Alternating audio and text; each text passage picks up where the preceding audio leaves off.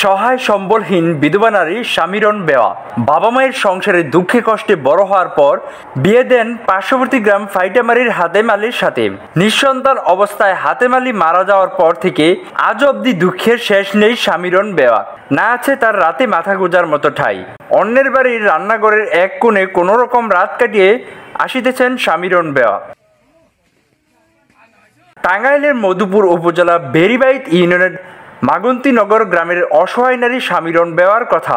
এই অসহায় নারীর কথা শুনে তাকে মাথা গোজার ঠাঁই দিতে ছুটে এলেন মধুপুর দনবাড়ির দানবীর খ্যাত বিএনপির ধানের শীষের মনোনয়ন প্রত্যাশী লেফটেন্যান্ট কর্নেল অব আসাদুল ইসলাম আজাদ। 10ই মে শনিবার বিকেলে তিনি নিজে উপস্থিত থেকে 16 হাত গড়ের জন্য টিন, কাঠ, খাম ও লোহা লাটকি নিয়ে হাজির হলেন মাগন্তীনগর গ্রামের স্বামীরণ বেওয়ার বাড়িতে। হিতেশী ও বিএনপি থেকে আগামী জাতীয় সংসদ নির্বাচনের মনোনয়ন প্রত্যাশী মধুপুর উপজেলা মির্জাবাড়ি ইউনিয়নের সন্তান দানবীর লেফটেন্যান্ট কর্নেল আসাদুল ইসলাম আজাদের। তিনি নিজে বসে থেকে কাঠমিস্ত্রিদের সাথে কাজ করেন। সে আসলে একজন অসহায় মানুষ, তাকে যে কর্নেল আজাদ সাহেব যে গড় দিয়েছেন এর জন্য আমিও খুশি এবং এলাকায় সবাই খুশি। এবং কর্নেল আজাদ সাহেব যে এই ভালো কাজটি করতেছেন এর জন্য আমি আল্লাহ তাআলার শুকরিয়া আদায় করি এবং তার দীর্ঘায়ু কামনা করি যে আল্লাহ পাক যেন তার মনের প্রত্যেকটা আশাকে আল্লাহ পাক কবুল করেন। আমার পাশে আমার খালা হয়, উনি নাম হলো স্বামীরণ বেগম।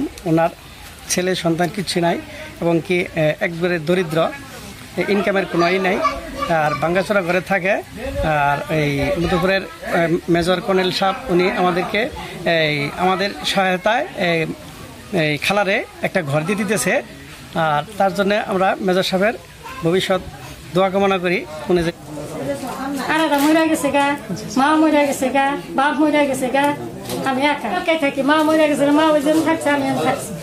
মা মরে গেছে গা, আজ 3 মাস 4 মাস মান হইল না, মরে গেছে গা, ওই জন্য একাই থাকি। দুজনে মরে গেছে গা, আমার পিঠে আমার ছোট্টা মরছে, যে সেটাই ঘরটা দিয়ে গেছে।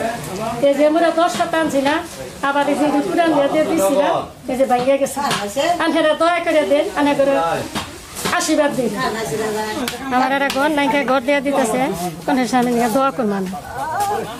এ সময় আরও উপস্থিত ছিলেন মধুপুর উপজেলার বিএনপি সাবেক যুগ্ম আহ্বায়ক আবুল কালাম আজাদ, সাবেক যুগ্ম সাধারণ সম্পাদক আশরাফুল ইসলাম মাসুদ, উপজেলা বিএনপির মৎস্য বিষয়ক সম্পাদক মোহাম্মদ নুরুল আলম মেম্বার, উপজেলা কৃষক দলের সাবেক সাংগঠনিক সম্পাদক মিজানুর রহমান মাসুদ, উপজেলা সাংস্কৃতিক দলের সভাপতি জাহিদুল ইসলাম, পৌর বিএনপির 2 নং ওয়ার্ডের সাবেক যুগ্ম সাধারণ সম্পাদক মোহাম্মদ মিজানুর রহমান, উপজেলা যুবদল মোহাম্মদ মিনহাজ হোসেন ও উপজেলা ছাত্রদল নেতা মোজাম্মেল হোসেন সহ আরও অনেকেই।